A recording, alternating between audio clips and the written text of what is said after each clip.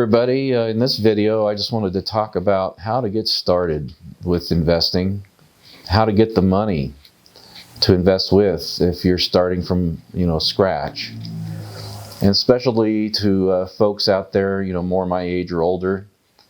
I'm sure it's probably crossed a lot of folks' minds out there.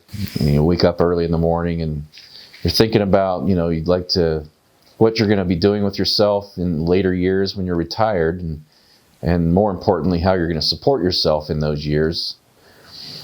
And maybe you haven't been very diligent about investing for that time, for your retirement. Well, this is I just want to share with you what I've done to kind of put a retirement plan on the fast track later in life. Now, in my younger years, all the money I've made with my businesses, I put back into the businesses pretty much. I mean, I had a Roth IRA and some SEP accounts for my kids' education and things, but I wasn't very diligent about putting a lot of money into those or maxing them out every year. Some years I did, most years I did not. And the reason was I always felt that I could make more money by reinvesting it back into my business, buying equipment, buying real estate, things like that. I thought would be, give me a better return. I can't say for sure if that was the best plan. I think probably not, actually. Although it was a good plan, it did work. I was able to grow my businesses and make a higher income every year. And now I can see what's possible in the stock market when you really pay attention to it. I wish I had put more into the market, not just in index funds, but taking the time to really learn how to invest, research my own stocks, and then invest in those companies. I think I'd be very much further ahead than I am even now. But what I want to talk about here is, how do you come up with some money to invest if you don't have any? Well, for me, the answer to that question was, after being in business, and I'm 56 years old now, and I've been in business here with my current companies for about 30 years, give or take a year or so. In the course of those 30 years, I've managed to accumulate a lot of stuff that may have been very handy to me at one time, but no longer am I using like, for instance, tools or pieces of equipment or attachments for equipment, or just materials for jobs that I ended up not using or didn't use all of. Old just gear, whether it be tripods for lasers or, who knows. There's so many things that you may not be thinking of that you have that you can sell. And that's what I did. I put things on Craigslist. I took items to auctions. And I'll be honest, there's times I really took a beating on the stuff I took to the auctions, because the auctions I go to are no reserve. In other words, you cannot dictate to the auctioneer a minimum price that you'll sell for. If somebody bids $1, nobody else bids on that item, it sells for $1, and you're out whatever the value of that item might really have been. But the reason I like doing that is it just gets it out of my life. I get some money for it, and I can move on. And I just want to share with you an example. The very first thing I sold to start my personal account just a little over a year ago, which is now worth over $500,000, is a muscle car I had in my shop. And I felt it was worth, around $6,000 in the condition it was in. I put it on Craigslist, on eBay, and nobody really would come. I live in kind of a remote area, so it's hard to get people from big cities to come out and look. I got a lot of calls, but no real lookers. Finally, I just parked it out in front of my office with a for sale sign on it, and one of the local guy here I've become friends with since saw it, stopped by, and he made me kind of a lowball offer. Ended up selling that car to him for $3,500.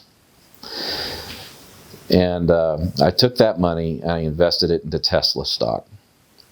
And that was a little over a year ago. That $3,500 is now worth roughly, I think 15 times that. So even though I took a beating on the sales price of that car, I've more than made up for it in gains in the stock market. And it was kind of bittersweet, because right after he bought that car, he did some research and Come to find out, it was a very rare body style I didn't even realize I'd had. And I'm a Ford guy. It was a 62 Ford 300, which is very, very similar to the Galaxy, but it had a different roof line they only made very few of, and made it a lot more valuable. Didn't know that. And so I was a little bummed that I sold it to him, because it was probably more like a $10,000 car based on that information. But now looking back, it's probably one of the best things I've done, because, you know, I've taken that money and multiplied it many, many times over. And that was just the beginning. Since then, I've taken many items to auction, and many items on Craigslist. And people, if they give me an offer on something I'm not using, hey, I've got the attitude now that everything I own is for sale. Now, there's obviously certain things I don't care to sell, but even those, like, for example, are a family boat. I don't care to sell it. We all love that boat, but if somebody came along, offered me a top dollar for it, it's gone, because I can multiply that money in the market and buy even a better boat down the road. I did sell our family fishing boat, because it had sat in the shop for a couple years, and I was tired of, you know, keeping the battery fresh and maintaining it and not using it. And it was taking up a lot of space.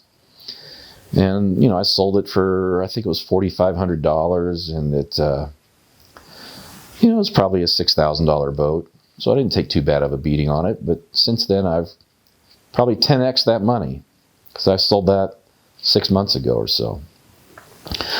So if you really are serious about wanting to start a retirement plan for yourself, especially if it's late in life, hey, gather up all your stuff, put it on eBay, put it on Craigslist, have a yard sale, take it to an auction. There's people don't realize you can take stuff to auctions that usually aren't too far from where you live. I usually have to drive a few miles, or, well, a few hours actually, to get to any decent sized auctions around here. But you want to take your stuff to an auction that attracts a big crowd, that's online. Make sure they have an online presence, so that not only are the people that are physically there bidding, but also people online are bidding. And that'll really help you get a better price. But that's really been a very large source of income for me to fund my account, my stock trading account. And you know, some of that money I put back into my business, but the most of it I've been putting into my stock accounts. And as a result, I have probably put a total of $200,000 or so into my stock investing, and the account's worth over $500,000. So I've more than doubled my money in the past year. And, you know, whether those results hold up year after year, I don't know. But that's the way I've been attacking it. I've still got a lot of stuff to get rid of. I've got so many things that, like I've mentioned before, that I've forgotten about, that I come across every day. So as I come across these items and I realize I have no use for them anymore, hey, I just put them in a corner, in a pile, and when I'm ready, I make a run up to the auction yard, or when I have some time, I'll throw it on Craigslist and just see what happens. But don't be afraid to take a little less price for things to get that money, so you can get it into the market. Because if you invest it right, you'll more than make up the difference between a reasonable sale price and maybe a lowball price you're being offered. Don't let that slow you down. The main thing is getting in there, getting your stocks, getting your portfolio built up. And you know, the hardest part of any project, guys, is just getting started. Once you get started and get that ball rolling, it'll just become a snowball effect, and you can just build on it and build on it. But don't buy stocks out of fear of missing out. Do research, know what you're getting into, and always buy a company you're comfortable holding long term, in case things don't go exactly according to plan. You know you've still got a good company, and you know, in time it'll pay off. So I just wanted to share that with you, and maybe I'll even do a little video down the road. I'll be taking some stuff up to auction next week, so I'll do a little video of the auction yard and just show you how easy it really is to put things into an auction yard. All right, so that's it for now. Hope that helps you, and if you would like and subscribe, I'd appreciate it. And give me your own ideas, and we'll share them. Thanks, guys. God bless.